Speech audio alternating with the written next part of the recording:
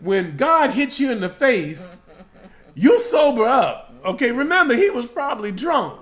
Okay, but God will sober you up. There was even a character in that movie last night. He was drunk as a skunk. And when the spirits were flying, he sobered up. I'm telling you. So listen.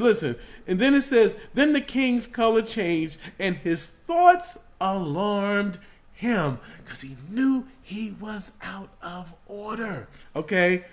His limbs gave way. I've read things where they said literally his hips kind of detached. Okay, so his legs gave way, the knees knocked together. And in verse 7 it says, the king called loudly to bring in the enchanters. Those would be your sorcerers. Then not only the enchanters, but the Chaldeans. That's another group of people that would be the ones that would give interpretations of dreams. And then the astrologers, who of course they study the stars and the celestial bodies.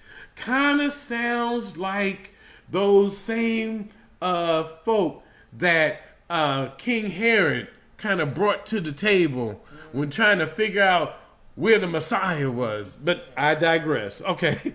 The king declared to the wise men of Babylon, whoever reads this writing and shows me its interpretation shall be clothed with purple, royal color, okay, and have a chain of gold around his neck, all right, and shall be the third ruler. Again, a composite of a counterfeit Godhead. So y'all got to read into this stuff. This is the counterfeit Godhead, okay? And the person who can interpret this thing or the writing would be that third entity.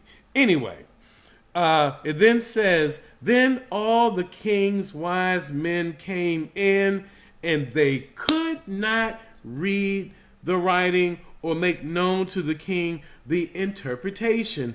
Then King Belshazzar was greatly alarmed. Another color change. He got even paler.